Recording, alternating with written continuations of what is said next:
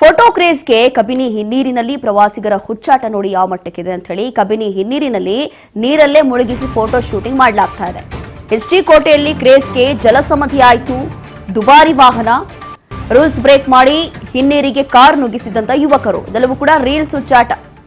Reels ಗೀಳಿಗೆ ಬಿದ್ದು ಸಮುದ್ರದಂತಾಗಿದೆ. ನೀರಿನಲ್ಲಿ ಸಿಲುಕಿರುವಂತಹ car, ಕೂದಲೆಳೆ ಅಂತರದಲ್ಲಿ ಪ್ರಾಣಾಪಾಯದಿಂದ ಪಾರಾಗಿರುವಂತಹ ಗ್ಯಾಂಗ್ ಇದು.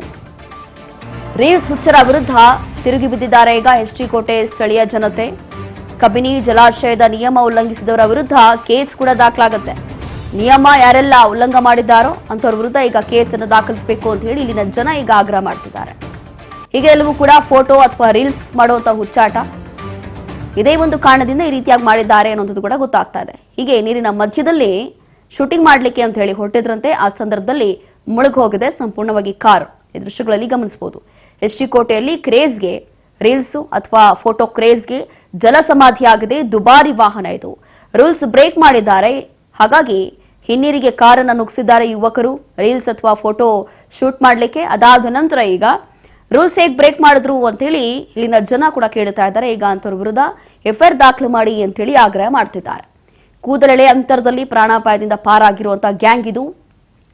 ಯುವಕರ ಗ್ಯಾಂಗ್ ಈ ರೀತಿಯಾಗಿ ಶೂಟ್ ಮಾಡ್ಲಿಕ್ಕೆ ಹೊರಟಿದ್ದಾರೆ. ಅದರಲ್ಲೂ ಕೂಡ ರೀಲ್ಸ್ ಫೋಟೋ ಶೂಟ್ ಮಾಡ್ತೀವಿ ಅಂತ ಹೇಳಿ ಹೋಗಿದ್ದಾರೆ. ಆ ಸಂದರ್ಭದಲ್ಲಿ ಕಾರೆಲ್ಲವೂ ಕೂಡ ಮುಳುಗಿ ಹೋಗಿದೆ. ಕಬಿನಿ ಜಲಾಶಯದ ನಿಯಮ ಉಲ್ಲಂಘಿಸಿದ ವಿರುದ್ಧ ಈಗ ಕೇಸ್ ದಾಖಲು ಮಾಡಿ ಅಂತ ಹೇಳಿ ಇಲ್ಲಿನ ಜನ ಆಗ್ರಹ ಮಾಡ್ತಿದ್ದಾರೆ. ಹೀಗೆ ಇವತ್ತು ನಡೆದಿರುವಂತಹ ಘಟನೆ ಇದು. ಎಲ್ಲರೂ ಕೂಡ ಒಂದು ರೀತಿಯಾಗಿ ಶಾಕ್ ಆದ್ರು. ಕಾರಣ ಏನು ಅಂತಂದ್ರೆ ಈ ರೀತಿಯಾಗಿ ರೂಲ್ಸ್ ಬ್ರೇಕ್ ಮಾಡೋ ಹಾಗಿಲ್ಲ ಎಲ್ಲವೂ ಕೂಡ. ಬಟ್ ಅಷ್ಟು ಸುಲಭವಾಗಿ ಹೇಗೆ ಅವ್ರು ಹೋದ್ರು ಶೂಟ್ ಮಾಡ್ಲಿಕ್ಕೆ, ಯಾರವ್ರಿಗೆ ಪರ್ಮಿಷನ್ ಕೊಟ್ಟರು ಏನೋ ಗೊತ್ತಿಲ್ಲ.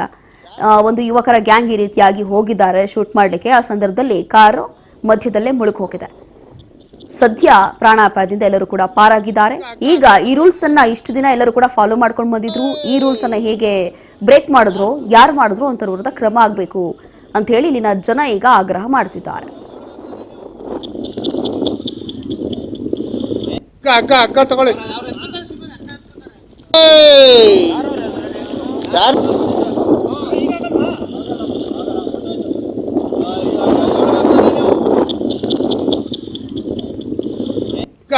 ತಗೊಳ್ಳಿ. ಮತ್ತಷ್ಟು ಡೀಟೇಲ್ಸ್ ಕೊಡ್ತಾರೆ ನಮ್ಮ ಪ್ರತಿನಿಧಿ ಪುಟ್ಟಸ್ವಾಮಿ. ಇಲ್ಲಿ ಕೆಲವೊಂದು ರೂಲ್ಸ್ ಅನ್ನೋದಿದೆ ಹಿನ್ನೀರಿನಲ್ಲಿ. ಬಟ್ ಅದೆಲ್ಲ ಹೇಗೆ ಇವರು ರೂಲ್ಸ್ ಬ್ರೇಕ್ ಮಾಡಿದ್ರು, ಯಾರವ್ರಿಗೆ ಪರ್ಮಿಷನ್ ಕೊಟ್ಟರು ಅಂತ ಹೇಳಿ ಗೊತ್ತಿಲ್ಲ. ಸದ್ಯ ಈಗ ಯಾರಿಗಾದ್ರೂ ಏನಾದ್ರೂ ಆಗಿದೆಯಾ, ಅಲ್ಲಿ ಏನಿದು ಪ್ರಕರಣ ಅಂತ? ರೋಶಿನಿ, ಏನೋ ಮೋಜು ಮಸ್ತಿ ಮಾಡೋದಕ್ಕೆ ಬಂದಿದ್ದಂತಹ ಯುವಕರು ಒಂದು ರೀತಿಯಲ್ಲಿ ಚೇಷ್ಟೆಯನ್ನ ಮಾಡಿದ್ದಾರೆ ಅಂತಾನೆ ಹೇಳ್ಬೋದು. ಯಾಕೆ ಅಂತ ಹೇಳಿದ್ರೆ ಮೈಸೂರಿನ ಎಚ್ಡಿ ಕೋಟೆಯಲ್ಲಿರ್ತಕ್ಕಂಥ ಕಬಿನಿ ಡ್ಯಾಮ್ಗೆ ಹೋಗಿರೋ ಪ್ರವೇಶವನ್ನ ಮಾಡುವಂತಹ ಸಂದರ್ಭದಲ್ಲಿ ಯಾವುದೇ ಪರ್ಮಿಷನ್ ಇಲ್ಲದೆ ಡ್ಯಾಮಿನ ಒಳಗಡೆ ಹೋಗಿರ್ತಕ್ಕಂಥದ್ದು.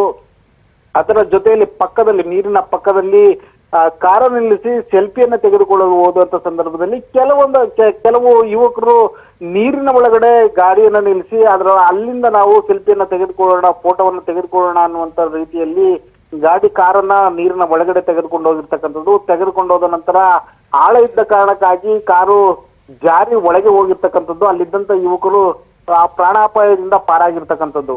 ಅದರ ಜೊತೆಯಲ್ಲಿ ಆ ಕಾರನ್ನ ಪ್ರವೇಶವನ್ನ ಮಾಡುವಂತಹ ಸಂದರ್ಭದಲ್ಲಿ ಯಾವುದೇ ತರದ ಡ್ರೈವರ್ ಆಗಿರ್ಬೋದು ಅಥವಾ ಅಲ್ಲಿ ಒಳಗಡೆ ಯಾವುದೇ ತರದ ಪ್ರಯಾಣಿಕರಾಗಿರ್ಬೋದು ಇರ್ಲಿಲ್ಲ. ಹಾಗಾಗಿ ದೊಡ್ಡ ಅಪಾಯದಿಂದ ಪಾರಾಗಿದ್ದಾರೆ ಅಂತಾನೆ ಹೇಳ್ಬೋದು ರೋಶಿನಿ. ಈಗ ಇದ್ರ ವಿರುದ್ಧ ಏನಾದ್ರು ಕೇಸ್ ಏನಾದ್ರು ದಾಖಲಾಗಿದೆಯಾ ಪುಟ್ಟಸ್ವಾಮಿ? ಕಾರಣ ಇಲ್ಲಿನ ಜನ ಈಗ ಹೇಳ್ತಿದ್ದಾರೆ ಅಂತಂದ್ರೆ ಈಗ ಯಾರೆಲ್ಲ ರೂಲ್ಸ್ ಬ್ರೇಕ್ ಮಾಡಿದಾರೋ ಅಂತರ ವಿರುದ್ಧ ಕೇಸ್ ಹಾಕಿ ಅಂತ.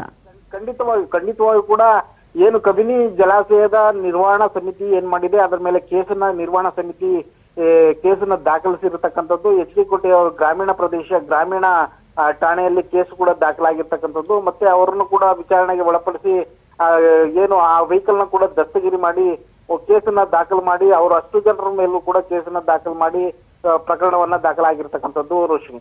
ಎಸ್, ಥ್ಯಾಂಕ್ ಯು ಪುಟ್ಟಸ್ವಾಮಿ ನಿಮ್ಮೆಲ್ಲ ಡೀಟೇಲ್ಸ್ ಗಾಗಿ. ತಗೊಳ್ಳಿ.